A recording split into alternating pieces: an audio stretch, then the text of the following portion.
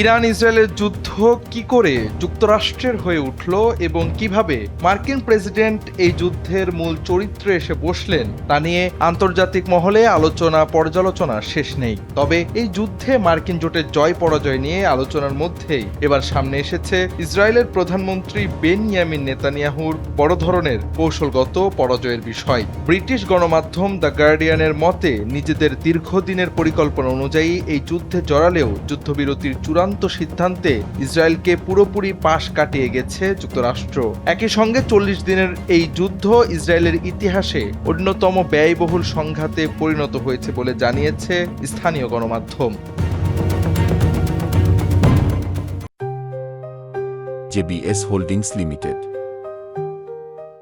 গার্ডিয়ানের প্রতিবেদন অনুযায়ী দ্রুত জয় এবং ইরানের শাসন ব্যবস্থা পরিবর্তনের যে পূর্বাভাস নেতানিয়াহু দিয়েছিলেন, মার্কিন গোয়েন্দারা তা আগেই হাস্যকর বলে উড়িয়ে দিয়েছিলেন। বাস্তবেও ঘটেছে তাই। যুদ্ধবিরতির আগ মুহূর্তে সংঘাত চালিয়ে যেতে নেতানিয়াহু মার্কিন প্রেসিডেন্ট ট্রাম্পকে চাপ দিলেও চূড়ান্ত সিদ্ধান্তে ওয়াশিংটন পাশ কাটিয়ে গেছে তেল আবিবকে। যুদ্ধের মূল লক্ষ্য ছিল ইরানের সামরিক সক্ষমতা ও পারমাণবিক কর্মসূচিতে আঘাত হানা, কিন্তু বিশ্লেষকদের মতে এই যুদ্ধের মধ্য দিয়ে উল্টো ইরানের ইসলামী বিপ্লবী গার্ড আইআরজিসি নিজেদের অবস্থান আরও সুসংহত করেছে।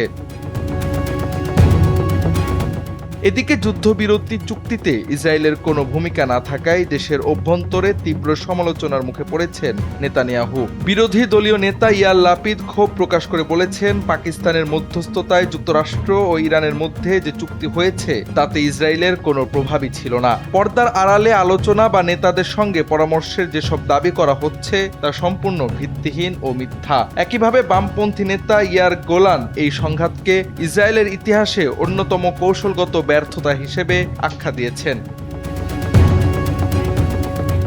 ইসরায়েলি গণমাধ্যম ওয়াইনেট গ্লোবালের তথ্যমতে মাত্র ৪০ দিনের এই যুদ্ধটি ইসরায়েলের জন্য চরম অর্থনৈতিক চাপ তৈরি করেছে। প্রতিবেদনে দাবি করা হয়েছে, এই যুদ্ধে ইরানের মোট ব্যয় হয়েছে প্রায় ২,০০০ কোটি মার্কিন ডলার। অন্যদিকে যুদ্ধ পরিচালনায় প্রতিদিন গড়ে প্রায় $৩,৫০০ কোটি খরচ হয়েছে। বিপুল এই ব্যয়ের পরও কাঙ্ক্ষিত লক্ষ্য অর্জন ও ইরানের শাসন ব্যবস্থা উৎখাতে ব্যর্থ হওয়ায় নেতানিয়াহুর সরকার এখন ভয়াবহ রাজনৈতিক ও অর্থনৈতিক সংকটের মুখে পড়তে যাচ্ছে বলে মনে করছেন বিশ্লেষকরা।